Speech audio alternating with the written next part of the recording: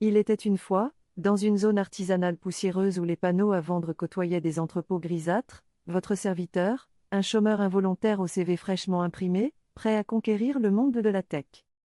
Mon plan? Déposer mon précieux sésame dans une boîte high-tech au nom futuriste, Neo-Cybertronics, ou un truc du genre, les noms de start-up, c'est toujours un mix de Néo, Cyber et Tron. Armé de mon courage, d'une chemise repassée, enfin, à peu près, et d'un sourire à faire fondre un recruteur, je m'élance dans cette aventure. La découverte, les ordis fantômes en approchant du bâtiment, je remarque une lueur bleutée qui clignote à travers les fenêtres.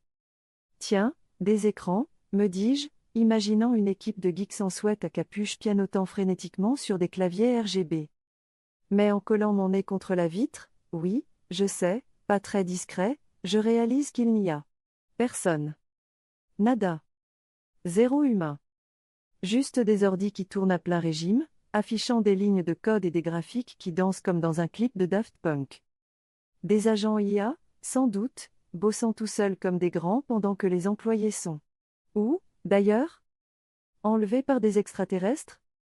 En pause café éternelle? L'intrigue s'épaissit. L'exploration, à la recherche des humains perdus ne me contentant pas de ce mystère, je décide de jouer les Sherlock Holmes du bitume.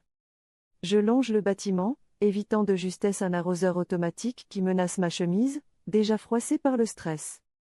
Direction, la pelouse à l'arrière, où je m'attends à trouver des indices d'une invasion alien ou, au moins, un employé fumant une clope en cachette. Mais là, mes amis, c'est le choc. À travers une grande baie vitrée, je découvre la salle de réunion de Neo-Cybertronics. Et que vois-je? 15 gaillards, en costume mal ajusté ou en t-shirt de convention tech, hypnotisés par un écran géant. Pas un diagramme Moule, pas un tableau de bord Jira, non. Un film pour adultes. Hardcore. Avec, semble-t-il, la star du moment, London Rivet, en guest star d'une scène qui n'a rien à voir avec du code Python. Je reste là, figé, mon CV tremblant dans ma main. Les IA bossent comme des dingues, les ordis moulinent des algorithmes, et ces types regardent du X en réunion? C'est quoi cette boîte? Une start-up qui développe des algos de recommandation pour sites douteux? Une couverture pour un club de fans de films d'un genre très spécifique? Je m'attendais à tout, mais pas à ça. J'imagine déjà la description de poste, recherchons data scientist, compétences en machine learning et goût prononcé pour les pauses créatives. La révélation, mon ticket pour l'emploi? Soudain, une idée lumineuse me frappe.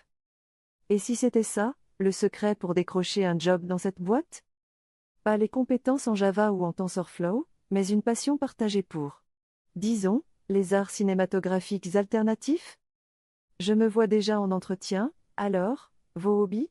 Moi, avec un clin d'œil, disons que je suis un fervent admirateur du travail de London Rivet. Embauche immédiate, standing ovation, contrat en CDI signé sur un coin de table. Bon, peut-être pas. Mais avouez, ça serait drôle. La morale de l'histoire, cette escapade m'a appris plusieurs choses.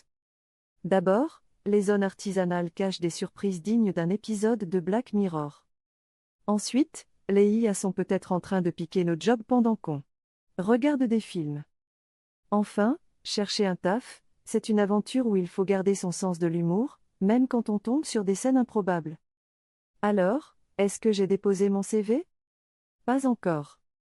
J'attends de polir mon pitch, chômeur motivé, expert en repérage de réunions insolites, prêt à coder et à brainstormer, sans écran géant, promis. Appel à l'action toi, cher lecteur, qui rigole devant cette histoire, ne laisse pas ton CV moisir dans un tiroir. Va frapper aux portes des boîtes tech, même celles qui semblent bizarres. Prépare un CV qui claque, apprends 2-3 trucs sur l'IA, histoire de pas être largué par les ordis qui bossent seuls, et lance-toi. Et si tu tombes sur une réunion spéciale comme la mienne, fais-moi signe, on écrira un bouquin ensemble. En attendant, partage ton anecdote la plus folle en cherchant du taf dans les commentaires ou sur les réseaux. Allez, bouge-toi, le monde du travail attend ton talent et ton humour.